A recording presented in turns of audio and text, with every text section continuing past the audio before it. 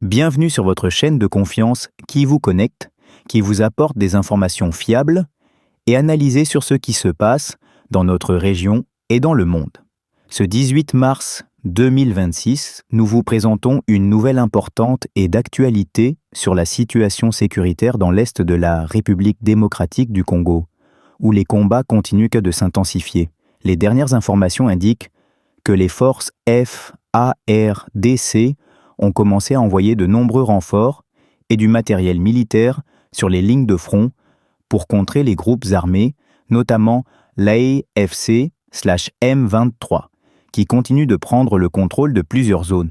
Depuis le matin du 18 mars 2026, les rapports provenant des zones de conflit indiquent que l'armée FARDC a lancé d'importantes opérations visant à renforcer ses lignes de front. Ces opérations incluent le déplacement de soldats supplémentaires depuis d'autres régions du pays, principalement vers les provinces du Sud Kivu, où les combats font rage. Selon des informations provenant des zones touchées, des convois de véhicules militaires et de camions transportant des troupes et du matériel de guerre ont été observés sur les routes menant aux champs de bataille. Les habitants des régions concernées affirment avoir été témoins de ces déplacements inhabituels, ce qui a provoqué inquiétude et peur parmi les civils résidant dans ces zones.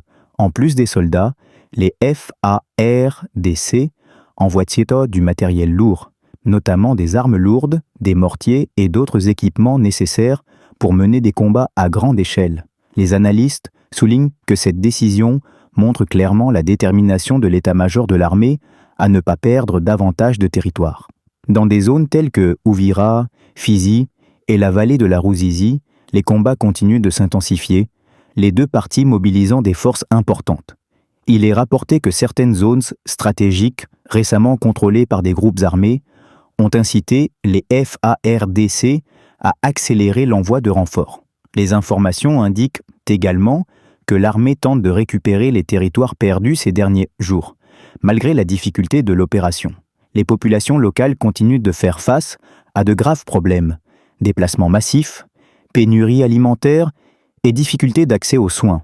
Certains civils fuient précipitamment, laissant derrière eux leurs biens par crainte des tirs et des bombardements. Les hôpitaux de ces zones accueillent un nombre croissant de blessés, ce qui met une pression supplémentaire sur le système de santé déjà fragile. Les organisations humanitaires internationales expriment leur inquiétude, affirmant que si les combats se poursuivent à ce rythme, la crise humanitaire risque de s'aggraver. Bien que des négociations de paix aient été évoquées ces derniers jours, il apparaît clairement que sur le terrain, la situation évolue vers une intensification du conflit. Les analystes indiquent que l'envoi de renforts par les FARDC est un signe qu'aucune des parties n'est prête à reculer. Cela pourrait prolonger la durée du conflit et avoir de graves conséquences pour les populations civiles. Alors que les FARDC renforcent leurs lignes, la FC/M23 continue également de se réorganiser et de renforcer ses offensives dans diverses zones. Cette situation entraîne un affrontement intense entre les deux parties, chacune cherchant à contrôler des zones stratégiques. Les analystes précisent que les collines et les routes clés sont au cœur de cette lutte, car elles permettent de contrôler les opérations militaires. Par ailleurs, les habitants restent les principales victimes de ce conflit, avec leur vie quotidienne qui devient de plus en plus précaire. Aucune preuve tangible ne suggère que la situation pourrait se stabiliser rapidement, surtout avec l'augmentation continue des mouvements militaires sur le terrain.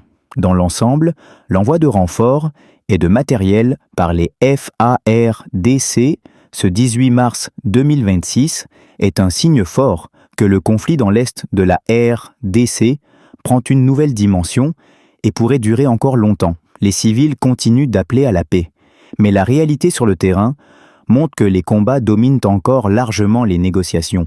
Nous continuerons de vous suivre et de vous fournir des informations fiables et actualisées sur cette situation. N'oubliez pas de rester connecté à qui vous connecte, de vous abonner, de liker et de partager ces informations pour rester informé en temps réel et recevoir des nouvelles fiables. Merci et passez une excellente soirée.